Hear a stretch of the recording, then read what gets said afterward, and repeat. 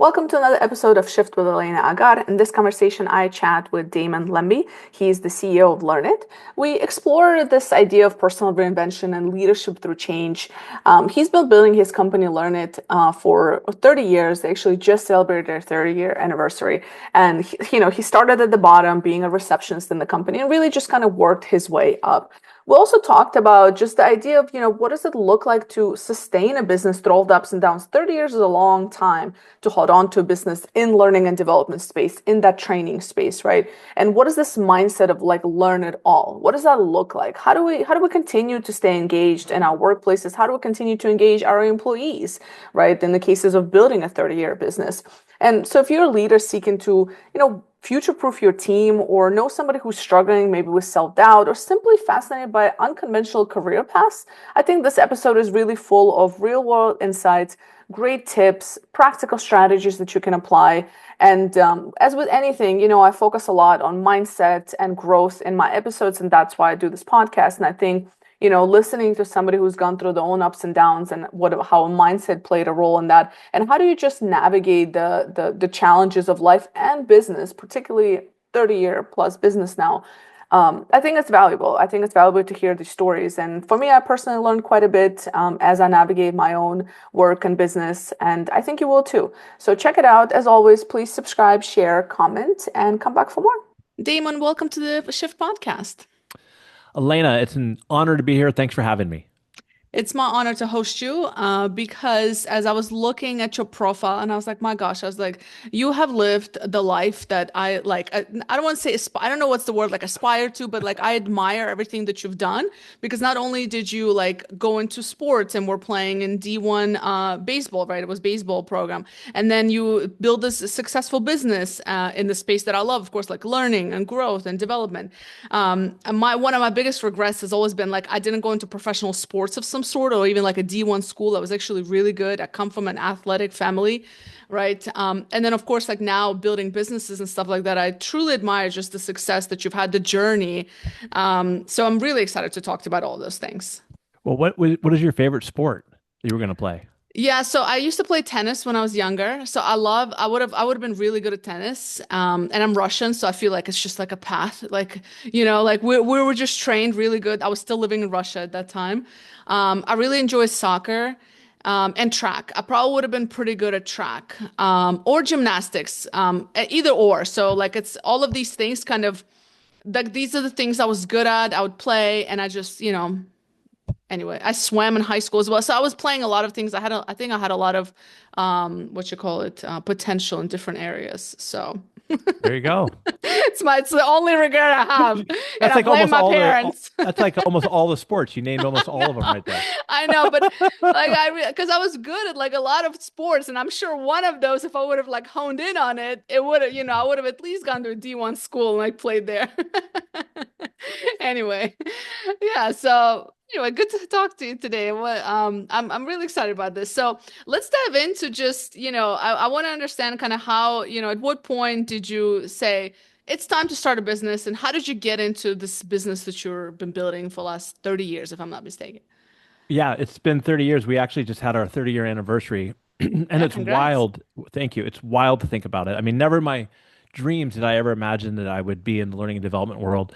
As you mentioned, I grew up, I thought I was going to be a Major League Baseball player. So that I did play a couple different sports, not as many as you, but baseball, football, and basketball. But by the end of my high school career, I knew if I was going to continue on, it was going to be baseball. I went all in on baseball. I had a full ride scholarship. I was a high school All American. Got drafted back in the 90s by the Atlanta Braves, one of those my glory days. But I went to college, and then I got hurt at Pepperdine, left, and they won the College World Series, which is pretty cool. I went to Arizona State, got to play in the College World Series, hit a home run. I was all excited, ready to be drafted again for the third time, and move on to the minor leagues. That's how it works in baseball. You go to minor leagues to get up to the big leagues. My call never came. And so here I was, 22 years old. I put all my eggs in one basket with baseball. That was done. And I only identified as a baseball player. So I was like, well, what am I going to do now? I didn't know if I had any skills that were transferable or not. I'm very fortunate to come from a family who had a bunch of businesses like real estate and hotels and even a Chinese restaurant that's out of nowhere. And but I wasn't sure what I was capable of doing. My dad came up with this idea for Learnit. He never worked at Learnit, but he was trying to digitize his portfolio real estate. And like a lot of good entrepreneurs, he found a gap in computer training. And there's got to be a better way to do this. He came up with the idea at Learnit, hired the guy who was our CFO. And right when my baseball career ended, about a month after, June of 95, Learnit opened up. I started there as a receptionist, and I've been here ever since. Yeah, very cool, very cool. Did you like what did you study by the way in college? Curious. Baseball, That was like communication, business communication. Yeah. yeah, business communications. Interesting. Yeah, I'm always curious like how you were probably just like, listen, I just need a pass to be able to play and that's I it. just Like needed to stay maintain a out, but GPA. my wife and my mom hate hearing me say this, but I needed to make sure I kept my GPA over like 2.2, Yeah. um, and Is that really all it is? to be eligible, at least Yeah, back in the yeah. day. Back in the But yeah. And it's so Okay. crazy because if I had to do it all over again, I would have invested so much more time in studying in school than I actually did. But at the time, my priorities were in baseball and hopefully spending the next 20 years in sports. But that didn't happen. So Yeah. you got to make a shift in like name of your show here, make a Yeah. shift and a pivot, and that's what I did. Yeah. Was it in the beginning, what were some of the, I guess some of the, because you are new to the space. So I love it that you started as a receptionist and you kind of grown with the business, right? Essentially in the business and with the business. What are some of the surprising things you've learned along the way, like when it comes to building a business? So the first surprising, and the reason why I started as a receptionist was I didn't want to come in uh, to this first job with like a silver spoon in my mouth where it's like, oh, my dad put me up at like a high position. I wanted to Mm-hmm. roll up my sleeves and show people that I could contribute and that I belonged. And that's Mm-hmm. where and plus I didn't know if I was capable of doing anything. I mean, not just 90s, just learning computers. That's why I started as a receptionist. The first thing that surprised me, to be totally honest, was I was used to such a competitive spirit in sports where everybody was driven and they would show up on time and disciplined and collaborated, and I didn't Mm-hmm. necessarily see that right off the bat in the business world. People would show up late to work sometimes, and um, so it was a very different environment at first. And so I thought, like, well, this is my family's business. I want to make sure that even as a receptionist, I want to lead by example. And so I kind of took that approach. I started teaching classes, and then I got into doing cold calling and sales, closed our first big deal, which was the Gap back in like 1998, with their like Microsoft Excel training. And then just kind of moved into a leadership position when about 4 years into it, the CEO wasn't really working out. And I went to the board and said, look, you're looking for somebody new. I've done everything here from answering phones to helping out with IT to teaching classes. So I have empathy and understand what the different people are, about 20 employees at the time. And so they gave me that shot, that opportunity. And yeah, it's been an interesting journey ever since. We've been through three economic downturns. We've been able to survive and pivot through those. Mm-hmm. And I think one of the most surprising things I've learned is that maybe it's not surprising. Well, it isn't surprising that if you surround yourself with a great, diverse team and you tap into their strengths, I mean, to me, that's been why Learnit's been so successful over the years, is the people I've been able to surround myself with, the talent. How did you manage to, I mean, part of it is surrounding yourself with that team, but how else did you manage to really stay agile and, you know, future proof essentially over this last 3 decades, basically? Like, how did you, what are some things leaders can take away as they listen to this? Because I think that's super important. One is learning from mistakes. I think the first big mistake that we made around the .com bust, if anybody remembers that, is we overexpanded beforehand and didn't think about what the worst case scenario would look like. And I was really fortunate at the time to have the financial support from my family to get through it. And my dad liked to say, "Look, that's one of the most expensive real world MBAs you could ever have."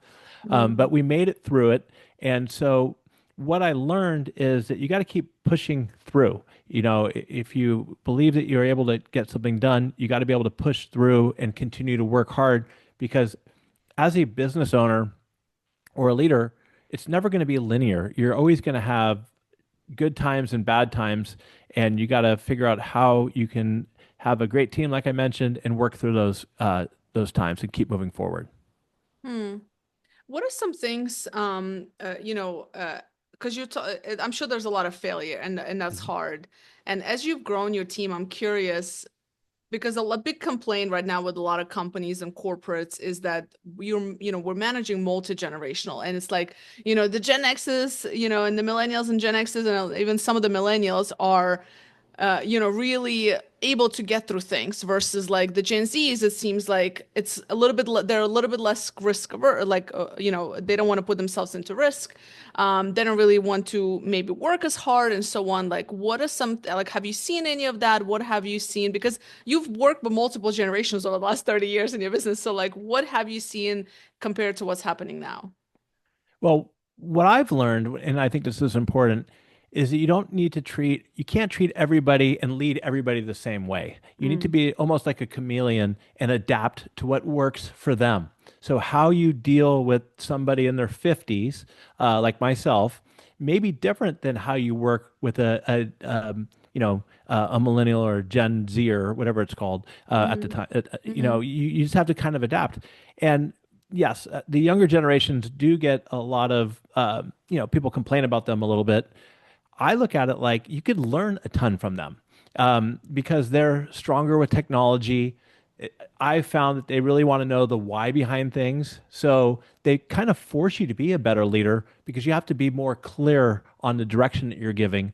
And I think as a leader, it's important to be able to learn to adapt and adjust to who's on your team and how to support them best to give them the best opportunity to be successful. And that comes along with being flexible when it comes to scheduling. Some people look, I love going into the office and having people around, but at the end of the day, if everybody can't come into the office and if they're all spread out, then be flexible and help them find what they need to be successful to hit the outcomes and goals. Focus on that instead of, checking in and checking out. mm. Yeah, I think that's a solid point. I think just like being able to, it comes down to relationships, I guess, and connections, and actually really knowing your team, which I think is lacking quite a bit in today's organizations in general. Is that there's that, I don't know if it's a lack, I don't know if it's just the continuous chaos because there's just so much happening, and it's like you have to, like we were just talking like before, it's like you continuously fighting fires versus being able to actually, work with your team and be on the ground and, have those conversations. You get to know what drives each team member. As a high performer, because which I imagine you are, obviously, like being an athlete and so on, do you ever deal with kind of self-doubt or any kind of like, have you run into that over the last, decade or so that you've been leading teams, like doubt or imposter syndrome, a lot of people call it. How do you manage that? Yeah, absolutely. One last thing I'd say about, I think you bring up a good point about connecting with your team. And Mm, one little tip right there, I think, is that when you have a conversation, whether it's in person or over Zoom, is before you dive right into business, just ask them how they're doing and yeah. sit back and listen. And I think that that's one thing that's really important and helps create a bond and create trust with your team. Now, moving on to the question that you brought up, absolutely, I've dealt with imposter syndrome, self-doubt, limiting beliefs throughout my career. And it doesn't get any easier, I don't think, at least, even as you become more of a senior leader. You still have that to deal with. I'm happy to share with you. I talk about in my book, I wrote a book called The Learn It All Leader, and I came up with a four-step framework for overcoming imposter syndrome. Mm, First, through playing sports, then also through leading teams or even podcasting or being a keynote speaker. So that's kind of I've used that framework to help me move through the process of limiting beliefs, self mm. doubt. Let's talk a little bit more about the learn it all mindset, and then we'll go into the framework. So talk to me a little bit about the learn it all mindset. Sure. I mean, a learn it all mindset is a lot like, very similar to growth mindset, to be honest. Mm-hmm. But let's start with the flip side. So the flip side is a know-it-all mindset. And so those are people who maybe lack a little bit of self-awareness, who are they have it all figured out, they have all the answers, and when you're having a conversation with them, you can kind of see that they're zoning out because they're not really interested in what you have to say. Mm, A learn it all is somebody who's open. They come out of a conversation or an idea with a beginner's mind. That they're somebody who invites feedback, and because they know that if they get feedback, that they can learn and grow from it. That they're humble enough to say, "Look, I don't have all the answers, so let me tap into whoever I have who could help me with these answers." They're vulnerable enough to say, "Look, help me out. I need some help here." Um, and they have the courage to try things. I think a lot of times people are afraid to try things because they might fail. But if you take it from the mindset of, "Look, I'm going to go for it. I'm going to take this opportunity, and if I fail at it, then I'm at least going to learn and be able to move forward." It's important to not getting stuck in your comfort zone, mm. pushing yourself to get out of your comfort zone. Yeah. Something interesting that I always joke about this. I'm like, I probably need some therapy about this, but I joke about it that the way I get myself out of my comfort zone is usually whenever like this happened now because my birthday is Yeah. coming up and I was just talking to somebody about it Happy earlier. birthday. Thank you. And every year before my birthday, I go into this deep dark hole for like a day. Yeah. And I'm like, oh, like I'm not where I need to be. What did I do this past year? And it's like all this, degrading, sort of self-degrading things, but that actually drives me. So I'm like this like weird, like beat myself up person. And it works for me. And I always say, like, if I were to go and like actually discuss it and see where it's coming from, I don't want to fix that part of me because that's what gets me like the next day. That's I'm your like, drive. that's my drive. I'm like, I suck at it. I didn't do that. I'm like, and I have this conversation with myself, and my partner knows. He just like leaves me. I'm like, it's that time. I said, I just need this day. I'm in a bad mood. Nobody did anything. It's just me, myself, and I. We gotta have this fight for like 24 hours, and then I come back just like I'm ready. I'm like, let's do this. And that's what drives me. Like that's what gets me to do things out of my comfort zone. And it's not the healthiest way, but it works. So it's like that's kind of what I stick with. And I love this learn it all mindset. I think that's, the whole growth mindset piece and the feedback. I think it's also personally, I think a lot of people can relate is like it's hard to take feedback, right? Like it's hard to take feedback. I still swallow. I'm like, whenever people tell me certain things, I'm like, yep, I know you're right, but this still stinks. But without it, it's very difficult to grow. It's very difficult to grow. Talk to me a little bit about the 4-step framework. Can we go So deeper into that? yeah, uh, I don't necessarily beat myself up like you do. Mm, But what I do is to get myself out of a comfort zone is I just say yes to things before I figure out how to do it. So I just say, mm, screw it, let's do it. So mm, before I give myself a chance to say no to something, now obviously you got to say no to a lot of things, otherwise you don't ever get anything done. But if, like, for instance, I got an opportunity to go speak a year or two ago at the Naval Academy, and my very first reaction was, speaking about imposter syndrome, like, why would they want me? you know and before I was able to talk myself out of it, I just confirmed right away. And then I said I figured out how to do it. And mm, so that's a perfect example of having imposter syndrome. And that's the first step in that framework is to label your fear. So we'll use the mm, Naval Academy keynote thing I did. Okay, well, what's the worst thing that could happen? I show up there and I completely blow it. And fast forward 1 year from now, I call it purposeful awfulizing. Can I survive that? Yeah, I could survive that. Maybe it's embarrassing. But now mm, that I know that I can survive that, that the worst thing that can happen is I'm going to embarrass myself. Okay, let's move past that. The second step is to work really hard. And if you work really hard at something, it kind of prevents you from having the space to even worry too much about it because you're so focused on the work. Step three is deliberate practice. So I'm going to deliberately practice and focus in on specific things. In this case, it was like trying to figure out what's my transition from this slide to this slide. How do I get better at that? And so in baseball, I struggle with hitting curveballs. So I would have my coach throw me 1,000 curveballs and just keep hitting those over and over again until I got better. And then I would move on to something else. And so then after that, the fourth and final step is learn and let go. Whether when I got onto the stage at the Naval Academy or into a batter's box, it's time to stop, Elena. Stop thinking about all your technique and what's happening and just do your best. Give yourself a pat on the back, really like, hey, I'm up here. I'm going to make this happen. And you might knock it out of the park. You might fall flat on your face. Mm. Either way, you took the chance and you did it. And it's a learning experience. You can learn and grow from all those opportunities.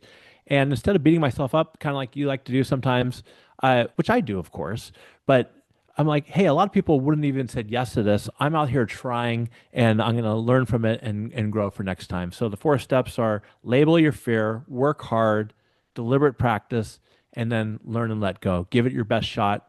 We're only human. Let's see what happens. It's a Mm. lot better. Last thing I'll say, it's a lot better to go for it than 5 years down the line think to yourself, well, I wish I would have done that. I wish I would have applied for that job. I wish I would have asked that person out on a date, whatever it is, right? So just go for it and see what happens.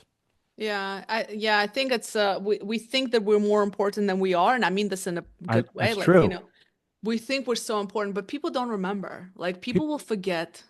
People will forget, and Yeah. I like that you say that because that finally clicked for me about 15 years ago, where it's Mm. like I'm not the center of the universe. Yeah. So if I fail at something or somebody says no to me on something, they just forget. They have their own lives. We're not as important as we think we are. And so that Mm. should help us get out of our comfort zone and try more opportunities. Mm. Yeah, I think you're spot on with that. And as you're speaking, like I'm just keep thinking about, like, I work with a lot of young people, and there are some people that are in their 20s that are just brilliant. But it also comes down to like that deliberate practice. Like, whatever you're doing, it just takes time. Like, it's a process. I always say, like, whatever you're doing, whatever skill, maybe you're, I don't know, a coder, or you're, I don't know, a speaker, whatever it is, it takes practice, and practice takes time.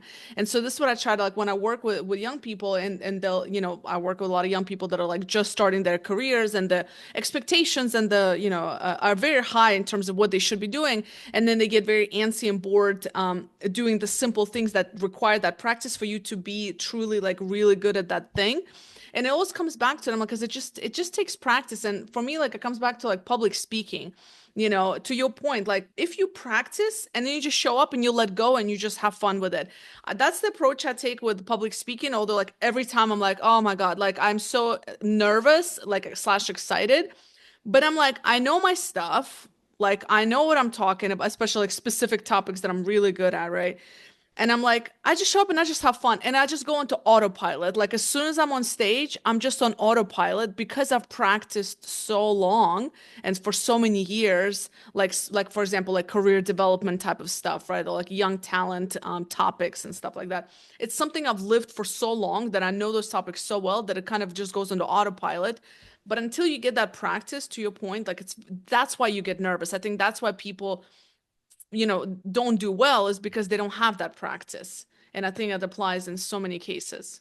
And so I think you said a couple of really good things there. And that's one of the things I sometimes mention between steps 3 and 4 is that when you're going into step 4 and you're stepping on the stage, be confident you put in all that practice and that effort, right? So, Mm. like when I was out on the baseball field, I was less nervous because I knew I put in so much effort. So that was important because I'm like I got the rep. You got to get the reps in. Now you mentioned you work with all these brilliant young people. I think it's great to be brilliant, but I also don't think you need to be brilliant to be successful. I mean, I think you could just have a regular, decent, IQ or whatever it is. What's more important, my most successful friends in this world aren't the ones who were, the IQ is off the charts. They were the ones who worked hard, put in the reps, and never gave up.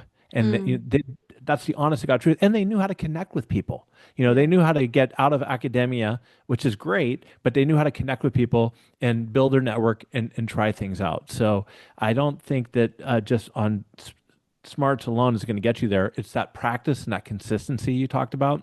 Yeah. And for your listeners, I also think it's important if you're walking into a job interview or a meeting with your boss or you're getting up on stage to give a presentation, I don't have any, you know, uh, I never taught this or I know any science behind it, but I was always big on just visualizing success going into it. Mm. Just thinking about what it's going to look like walking off that stage, knowing I did a great job. That kind of makes me feel a little bit better. And you say you're nervous going into it, even after all these years. I think that's a good thing. I think it's good to have Yeah. that little jitters and anxiety and excitement that goes into it because keeps you alert. Yeah. No, I totally agree. I wouldn't be doing it otherwise. If it was just like, oh, here we go again. Then it's like, what's the point of this? But every time I do it, I'm like, every time I do like the different things that I do, it's like goes back to like getting myself out of that comfort zone, because every time you're like, okay, this is not comfortable. Like after all these years, like not that I've been doing it for so many years, but obviously much less than you, but still like it's still exciting. It's still like, oh, I'm not there yet. Oh, and every time I'm like, there's something I can do better. And every single time, and people will be like, oh, it was perfect. I'm like, no, as I'm speaking, sometimes I'll be like, why am I doing this? I should have done this. I already start to analyze myself through as I'm still like in the moment. It's wild. I really need help. I think I need to No, stop you're with this okay. stuff. No, You know? I think it's good that Yeah. you're analyzing yourself, but you can't beat yourself up too much over it Yeah. at the same time too. I mean, you just have to go out there, give it your best shot, and see what Yeah. happens. Yeah. I think I have a pretty healthy balance overall. So I I think I'll also be think okay. I also think it's important, for your listeners of all levels, is that you have to go into like I love my job, even after 30 years. Maybe there's probably something wrong with me. I mean, I've been at Learnit, and part of me wishes I had other experiences. I mean, I get to see a lot of leadership at these different organizations behind the curtain because I mean, all kinds of companies. But I've been at Learnit my whole life, and I love going to work every day. And Mm. I talked to some of our employees and some of my friends, and I said, if you don't love your job or what you're doing, I'm not saying go out and quit, but you got to find a way that you have a passion and you enjoy what you do. Because I don't know what you think, but I think it's hard to be really successful at something if you're just checking the box and going through the motions. It's Yeah. very difficult, I think, to be super successful that way. Yeah, Damon, you strike a chord that's very personal to me. The part of the reason I started this podcast 4 years ago is I wanted to show people the different career paths and how you can have a successful career and be happy, and you can do something that brings you money, because that's what everybody's like. Well, that doesn't pay this. Like, no, you can actually have a fulfilling career doing what you enjoy and make money out of it as well, right? Like that's all about people and performance, and that's kind of a big part of why I do this podcast, because the Gallup report, which I'm sure you see as well, the one that goes out, the global engagement report in It's different terrible. corporations, it's terrible. Every year it's like 25%, Yeah. 27% are engaged. You're like, what in the world? Like, how with the access to information availability, and like, you know what I'm saying? Like, and these are like white collar jobs. These are corporate, like pretty, like usually well paid jobs across board. Like, we're not talking, you know what I'm saying? Like these are the kind of jobs that they're talking about are pretty accessible. And let me rephrase that, are not some of the tough jobs that are out there, right? Although the people in a lot of the blue collar jobs actually tend to be much happier in those jobs than white collar jobs. So it's like, what is it that we're doing wrong as a society where we're going into jobs that are, just not fulfilling, and yet it keeps happening year after year. That report doesn't change much. It just gets, sometimes it even gets worse. I think it increases like 1%. And Well, this is, yeah, it's. so I got a question for you on that. Mm. The first thing I have to say is I think that part of the problem is we're not grateful enough, especially for us where we live, here in America. We're not grateful enough for what we have. And, I think we just take it for granted sometimes. Yeah. But if the percentage is, let's say, 30%, and I'm not going to pass the blame um, or put all the blame on the leaders, what percentage of the blame should be put on the individuals for not taking ownership of their own career to make sure that they're happier? I mean, I think it's obviously it's the leader's responsibility to do the best they can to set up a psychologically safe environment and a strong culture and give people professional growth opportunities. But quite frankly, I think that if somebody comes in with a victim mentality and is always blaming somebody else and they're not taking ownership of their own career, that's on them too. Yeah, I could not agree more. My audience knows very much how I feel about this. I see there's three responsible parties here. I will Okay. always say the responsibility on the individual, right? Like, because these are like, again, especially like in America, like I think opportunities are here. And anyway, that's a whole other podcast. But yes, number one, ownership.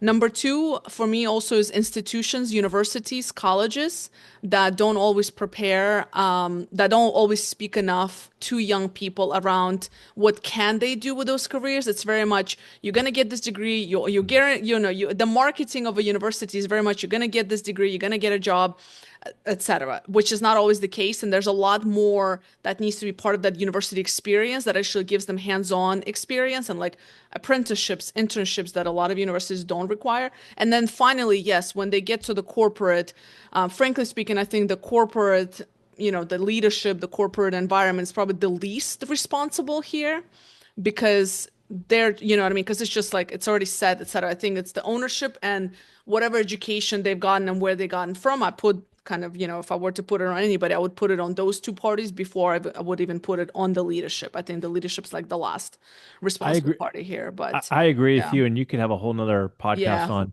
yeah, what it should happen in the higher education world. I think that yeah, that needs to be completely disrupted. I mean, look at the cost of a 4-year school and what that's going to yeah. be like. And if you're not setting up the individuals for success in the future, and you're teaching antiquated stuff, I think that's going to be a challenge because I just think that it needs to change. Mm. Let me ask you, what are kind of as you look ahead in your business, after 30 years of being in it, like what are you looking forward to for the next 10 years, let's say? Well, what am I looking forward to in the next 10 years is I do think that AI obviously has taken over the world, and but with that being said, I always believe that there's going to be a need for live learning. Learnit's a live learning platform. We do most of our training over Zoom. We do some in-person classes. And I think there's really three categories of learning. There's live learning, like what we're doing. There's on demand, which are videos. And the Mm, third is AI, and whether it's a habit coach or whether it's like a voice activated agent that you could work with, that you can go into a role playing situation and, let's say, learn how to get feedback. So I think that to me is really exciting of where that's going to go. Where, mm, say for instance, somebody goes through and they take our Learnit feedback class, and we have our for growth model, but then you have to go in and have a difficult conversation with somebody. You can pull up your AI app and have a conversation with it to help role play it right beforehand. And so I think that is going to be really exciting to see where that shift goes in the learning field. mm. Yeah, I think there's a lot of opportunity there. I see that quite a bit as well. And from a leadership perspective, what mistakes do you see new leaders often make? I think the one of the biggest mistakes that new leaders make is just getting into leadership. Mm. And I see this. I'm sure you probably do too, but it's just top of mind for me because it's somebody that I mentor. This person's a salesperson. This just came up yesterday, Mm, where they have the opportunity to move from an individual contributor into a leadership role for the first time. And this person, it's a completely different skill set. And this person is much better staying in the role that they're in. I don't think that they, for the right reasons, want to move into a leadership role. They look at it as like a resume builder and a promotion. So that is the first big mistake that I see people make in leadership. Another one is when you're moved into a leadership role or promoted into a higher level of leadership, is immediately jumping in and trying to make changes because you want to prove to everybody else that you can do that. Or what I think you should do, especially at the beginning, is connect with people. Listen to mm, them. Listen to the people who are reporting to you. What's going well? What would you like to see done differently? Where could this department go? Because if you do that, Elena, for the first 60, 90 days, you're building trust with the team. So when you want to make changes, you're going to be able to make that shift much easier. So those are a couple um, common mistakes I see made.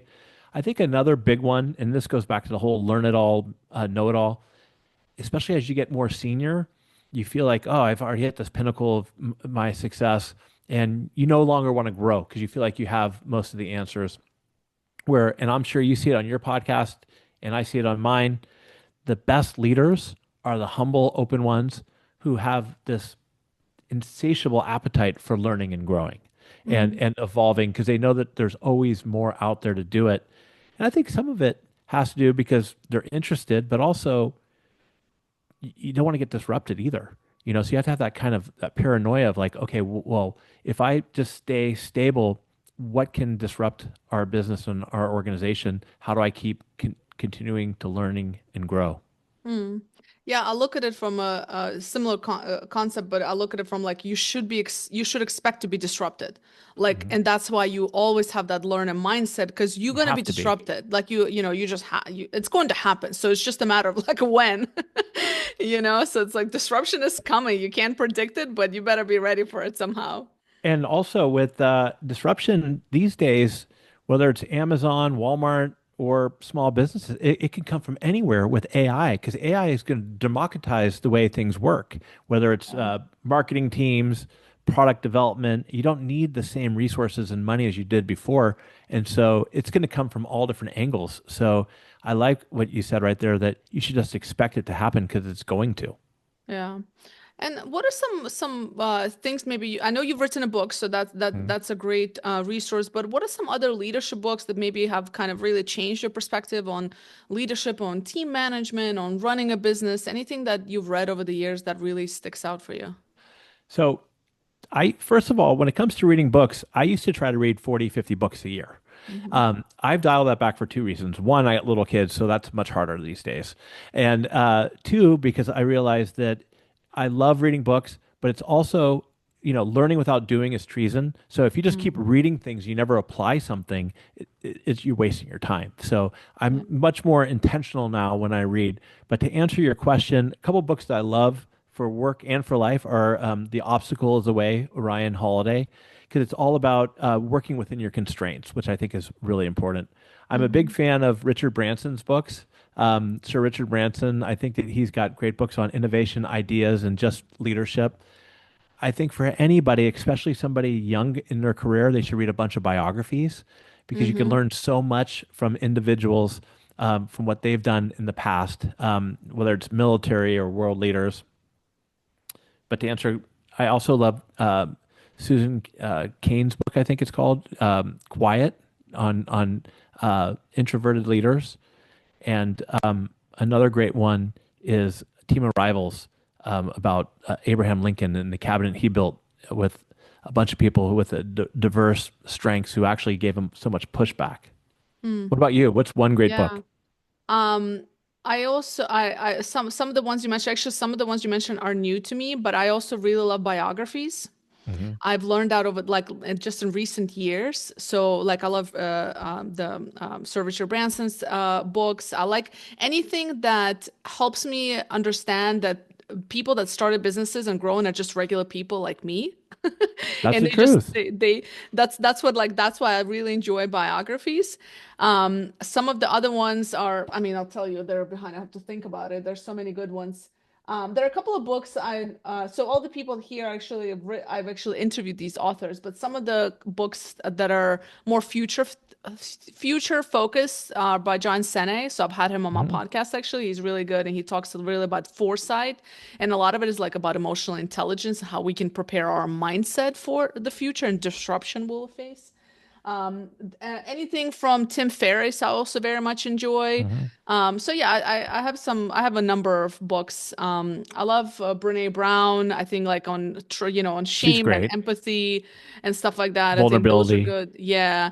But I agree with you. I also I'm very mindful about what I'm reading and how I can apply it.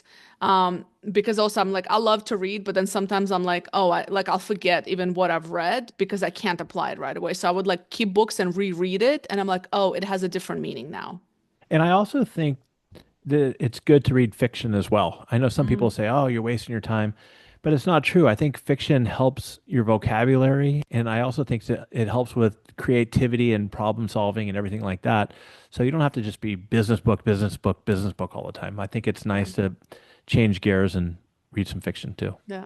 Your brain needs a break. One other great book that I think everybody should read is Man's Search for Meaning, Yes. Viktor Frankl. I mean, have a bad day and just reflect back on what he went through and those people went Hmm. through. Kind of puts really everything in meaning in place. Perspective. Yeah. Perspective. That's what I was looking for. It's a great book. Yeah. I think about it quite often. Yeah. All great books. I'm going to make sure they're in the show notes as well. So we'll link all of those. That's a lot of That's them. Yeah, that's a lot of it's okay. It will the AI will do its job in this conversation and it will it will capture the books. It's good. Is before we wrap up, is there anything else that you wanted to make sure that we mention? Kind of what is some of the message you want to put out there? I think the one thing I always like to say, we've kind of touched on it, is that great leaders aren't born or made, they're always in the making. You mentioned reading biographies of regular people who've been super successful. That's what I mean when I say that they're not born or made. I mean, we all have the ability to be great leaders. You just got to continue to get yourself out of your comfort zone, continue to learn and grow. Perfect. And where can people get in touch with you if somebody's interested in the work that your company is doing or to order your book? Where do you as Damon hang out the most? Well, online, I hang out the most on LinkedIn. So connect with me on Damon Lembi on LinkedIn. Check out my podcast, the Learn It All podcast. Can't wait to have you on it. And our website is learnit.com. Perfect. Well, thank you so much for being a great guest. Thanks for having me.